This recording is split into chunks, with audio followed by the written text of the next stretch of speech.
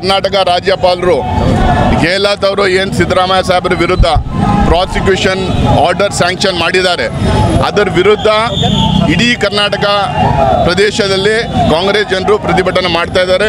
ಅದೇ ಥರ ಕರ್ನಾಟಕದಲ್ಲಿ ನಮ್ಮ ಡಿಸ್ಟ್ರಿಕ್ಟ್ ಕಾಂಗ್ರೆಸ್ ಕಮಿಟಿಯ ಪ್ರೆಸಿಡೆಂಟ್ ಅಲ್ಲಂ ಪ್ರಶಾಂತ್ ಅವ್ರ ನೇತೃತ್ವದಲ್ಲಿ ಎಲ್ಲ ಕಾಂಗ್ರೆಸ್ ಜನರು, ನಮ್ಮ ಗಣೇಶ್ ಅವ್ರ ನೇತೃತ್ವದಲ್ಲಿ, ಭರತ್ ಅವ್ರ ನೇತೃತ್ವದಲ್ಲಿ, ಆಂಜನೇಯ ಅವ್ರ ನೇತೃತ್ವದಲ್ಲಿ, ಮುಂಡರ್ಗಿ ನಾಗರಾಜ್ ಅಣ್ಣ ಅವ್ರ ನೇತೃತ್ವದಲ್ಲಿ ಎಲ್ಲರೂ ಇಲ್ಲಿ ಸೇರಿ ಇವತ್ತು ಪ್ರತಿಭಟನೆ ಮಾಡ್ತಾ ಇದ್ದೀವಿ. ಇದೇನು ಇವರು ಆರ್ಡರ್ ಕೊಟ್ಟಿದ್ದಾರೆ, ಇದು ಕೇಂದ್ರ ಸರ್ಕಾರದ ಷಡ್ಯಂತ್ರ, ಭಾರತೀಯ ಜನತಾ ಪಾರ್ಟಿಯವರ ಷಡ್ಯಂತ್ರ, ನರೇಂದ್ರ ಮೋದಿ ಅವರ ಷಡ್ಯಂತ್ರ. ಈ ಸ್ಯಾಂಕ್ಷನ್ ಆರ್ಡರು ಇದೇ ಥರ ಸುಮಾರು ಜನರು, ಶಶಿಕಲಾ ಜೊಲ್ಲೆ ಅವ್ರ ವಿರುದ್ಧ, ಜನಾರ್ದನ್ ರೆಡ್ಡಿ ಅವ್ರ ವಿರುದ್ಧ, ಕುಮಾರಸ್ವಾಮಿ ಅವ್ರ ವಿರುದ್ಧ, ನಿರಾನಿ ಅವ್ರ ವಿರುದ್ಧ ಅವ್ರ ರಿಕ್ವೆಸ್ಟು ಪೆಂಡಿಂಗ್ ಸುಮಾರು ವರ್ಷಗಳಿಂದ ಅಲ್ಲಿ ಪೆಂಡಿಂಗ್ ಇದೆ. ಅದು ಯಾವುದೇ ಮುಟ್ಟದಂಗೆ ಯಾರೋ ಒಂದು 3 ಜನ ಕೊಟ್ಟಿರೋ ನನ್ನ ಅಪ್ಲಿಕೇಶನ್ಗೆ ಇವರು ಸ್ಯಾಂಕ್ಷನ್ ಕೊಟ್ಟಿದ್ದಾರೆ. ಆಲ್ ಪಾಸಿಬಲ್ ಲೀಗಲ್ ಆಪ್ಷನ್ಸ್ ನಾವು ಹುಡುಕಾಡ್ತಾ ಇದ್ದೀವಿ. ಈಗಾಗಲೇ ಹೈಕೋರ್ಟಿಗೆ ನಾವು ಹೋಗಿದ್ದೀವಿ. ಲೀಗಲ್ ಆಪ್ಷನ್ಸ್ ಏನು ನಮ್ಮ ಮುಂದೆ ಇದೆ, ಈ ಬೆಂಚು, ಮುಂದಿನ ಬೆಂಚು, ಸುಪ್ರೀಂ ಕೋರ್ಟ್ ಎಲ್ಲಿ ಬೇಕಾದರೂ ನಾವು ಅದು ಎಕ್ಸ್ಪ್ಲೋರ್ ಮಾಡಿ ಹೋಗ್ತೀವಿ. ಆದರೆ ಸದ್ಯಕ್ಕೆ AICC ವತಿಯಿಂದ ನಾವು ಹೇಳಿರೋದಿಷ್ಟೇ, ಯಾವುದೇ ಕಾರಣಕ್ಕೂ ಯಾವುದೇ ಪ್ರಾಸಿಕ್ಯೂಷನ್ ಆರ್ಡರ್ ಇರಲಿ, ಯಾವುದೇ ಸ್ಯಾಂಕ್ಷನ್ ಇರಲಿ, ನಮ್ಮ ಮುಖ್ಯಮಂತ್ರಿ, ಜನಪ್ರಿಯ ಮುಖ್ಯಮಂತ್ರಿ ಸಿದ್ದರಾಮಯ್ಯ ಸಾಹೇಬರು ಯಾವುದೇ ಕಾರಣಕ್ಕೆ ರಿಸೈನ್ ಮಾಡಲ್ಲ, ಅವ್ರು ಮಾಡೋಕ್ಕೂ AICC ವತಿಯಿಂದ ಹೇಳೋದಿಲ್ಲ. ತಾವರ್ ಚಂದ್ ಗೆಹ್ಲೋಟ್ ಅಂದರೆ ಗೆಹ್ಲೋಟಲ್ಲಿ ಅವರು ಕರ್ನಾಟಕದಿಂದ ಗೇಟ್ ಔಟ್ ಆಗ್ತಾರೆ. ಅವ್ರು ಏನಿದಾರಲ್ಲ, ಇವತ್ತು ಮಾನ್ಯ ಮುಖ್ಯಮಂತ್ರಿಗಳಾದಂಥ ಸಿದ್ದರಾಮಯ್ಯ ಅವರು ದೇವರಾಜ ಅರಸರು ಬಿಟ್ಟರೆ ಸೆಕೆಂಡ್ ಮುಖ್ಯಮಂತ್ರಿ, 5 ವರ್ಷ ಸಂಪೂರ್ಣವಾಗಿ 2ನೇ ಸತಿ ಮುಖ್ಯಮಂತ್ರಿ ಆಗಿದ್ದು, ಇವತ್ತೇನು ಹಿಂದುಳಿದ ನಾಯಕ ರಾಜ್ಯದಲ್ಲಿ ಮುಖ್ಯಮಂತ್ರಿ ಆಗಿದ್ದು ಅವ್ರು ಸಹಿಸ್ಕೊಂಬಕ್ಕಾಗ್ತಾಯಿಲ್ಲ. ಹಾಗಾಗಿ ಇವತ್ತು BJP ಅವರು ಕಳೆದ 10 ವರ್ಷದಲ್ಲಿ ಏನು ಮಾಡ್ಯಾರಂತ ತಾವೆಲ್ಲ ನೋಡ್ಬೋದು. ಗೋವಾ ಇರಲಿ, ಮಹಾರಾಷ್ಟ್ರ ಇರಲಿ, ಕರ್ನಾಟಕ ಇರಲಿ, ಸಾವಿರಾರು ಕೋಟಿ ಕೊಟ್ಟು ಅಧಿಕಾರದಲ್ಲಿರೋಂಥ ಸರ್ಕಾರಗಳು ಬೆಳೆಸಿ ಇವತ್ತೇನು ಅಧಿಕಾರ ತಗೊಂಡ್ರು. ಮಹಾರಾಷ್ಟ್ರ, ಗೋವಾ ಮತ್ತು ಕರ್ನಾಟಕದಲ್ಲಿ, ಸಾವಿರಾರು ಮಧ್ಯಪ್ರದೇಶದಲ್ಲಿ ಒಬ್ಬ MLAಗೆ 50 ಕೋಟಿ 100 ಕೋಟಿ ಕೊಟ್ಟು ಖರೀದಿ ಮಾಡಿದ್ರು. ಅವಾಗ ಈ ರಾಜ್ಯಪಾಲರು ಎಲ್ಲಿ ಹೋಗಿದ್ರು, ಈ ನರೇಂದ್ರ ಮೋದಿ ಅವರೆಲ್ಲಿ ಹೋಗಿದ್ರು, ಅಮಿತ್ ಶಾ ಎಲ್ಲಿ ಹೋಗಿದ್ರು. ಅಂದರೆ ಅವ್ರು ಮಾಡಿದ್ದು ಯಾವುದು ಕೂಡ ಬೆಳಕಿಗೆ ಬರಲ್ಲ.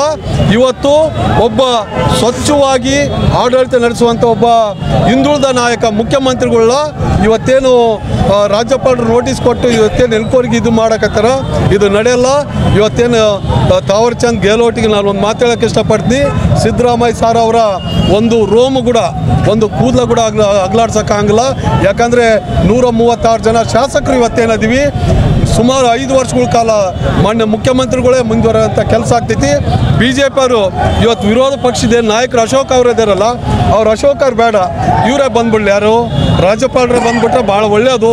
ಆಫೀಸ್ BJP ಆಫೀಸ್ ಸಪ್ರೇಟ್ ಮಾಡೋದು ಬೇಡ, ರಾಜ್ಯಪಾಲರು ಆಫೀಸ್ನಲ್ಲೇ ಒಂದೊಂದು ಚೇಂಬರ್ ಕೊಟ್ಬಿಟ್ರೆ ಒಳ್ಳೇದಾಗ್ತಿತ್ತು ಅಂತ ಹೇಳ್ತೀವಿ. ಇಡೀ ರಾಜ್ಯದ ಜನತೆ ಮಾನ್ಯ ಮುಖ್ಯಮಂತ್ರಿಗಳು ಬೆಂಡಿಂಗ್ ನಿಂತಿದ್ದಾರೆ. ಇದು ಪ್ರಾರಂಭ ಹೋರಾಟ. ಇದೇ ರೀತಿ ಮುಂದುವರಿಸಿರ ರಾಜ್ಯಪಾಲರು ದಂಗೆ ಹೇಳಂತ, ಇಡೀ ಕರ್ನಾಟಕ ದಂಗೆ ಹೇಳಂತ ಮುಂದಿನ ದಿನಗಳಲ್ಲಿ ನಾವು ನೋಡ್ಬೇಕಾಗ್ತೈತಿ. ಹಂಗಾಗಿ ದಯವಿಟ್ಟು ಹೇಳ್ತೀನಿ, ಇಂಥವು ಅಭಿವೃದ್ಧಿ ಬಗ್ಗೆ ಚರ್ಚೆ ಮಾಡಲಿ. ಇವತ್ತು ಅನೇಕ ವಿಚಾರಗಳಿದಾವೆ, ಅದ್ರ ಬಗ್ಗೆ ಚರ್ಚೆ ಮಾಡಲಿ.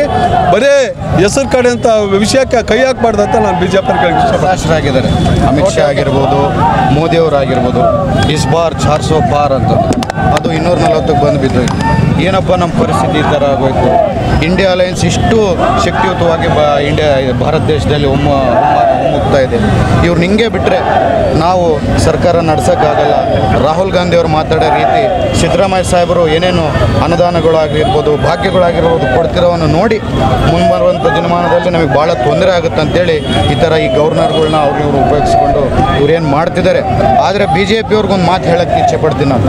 ನೀವು ಇಂಥ 100 ಕೇಸ್ ಹಾಕಿ, 1000 ಕೇಸ್ ಹಾಕಿ, ಕಾಂಗ್ರೆಸ್ ಕಾರ್ಯಕರ್ತರು ಯಾವುದಕ್ಕೂ ಬೊಗಲ್ಲ. ಸಿದ್ದರಾಮಯ್ಯ ಸಾಹೇಬ್ರ ಮೇಲೆ ಕೂಡ ಇನ್ನೂ 100 ಪ್ರಾಸಿಕ್ಯೂಷನ್ಸು ತಾವು ಅಲೋ ಮಾಡಿದ್ರು ಸಿದ್ದರಾಮಯ್ಯ ಸಾಹೇಬ್ರು 5 ವರ್ಷ ಮುಖ್ಯಮಂತ್ರಿಯಾಗಿ ಇದ್ದೇ ಇರ್ತಾರೆ ಅಂತ ಹೇಳಕ್ಕೆ ಇಚ್ಛೆ ಪಡ್ತೀನಿ. ದಯಮಾಡಿ ನಾವು ಗವರ್ನರ್ ಅವ್ರಿಗೆ ಕೇಳ್ಕೊಳ್ಳೋ ಮಾತು ಇಷ್ಟೇ, ತಾವು ತಂದೆ ಸ್ಥಾನದಲ್ಲಿದ್ದು ಯಾರೇ ತಪ್ಪು ಮಾಡಿದ್ರು ಅವ್ರನ್ನ ಸರಿದಾರಿಗೆ ತಗೊಂಡು ಹೋಗೋರು, ತಾವು ತಪ್ಪು ದಾರಿಗೆ ಹೋಗ್ತಿದ್ದೀರಿ ಒಂದ್ಸರಿ ತಿಳ್ಕೊಳ್ಳಿ ಅಂತೇಳಿ ಗವರ್ನರ್ ಅವ್ರಿಗೆ ಹೇಳ್ತಿದ್ದೀನಿ. ಬಳ್ಳಾರಿಯ ನಿರಂತರ ಸುದ್ದಿಗಾಗಿ ಬಳ್ಳಾರಿ ಬೆಳಗಾಯಿತು ಚಾನೆಲ್ನ ಸಬ್ಸ್ಕ್ರೈಬ್ ಮಾಡಿ ಹಾಗೂ ಬೆಲ್ ಐಕಾನ್ ಒತ್ತಿ.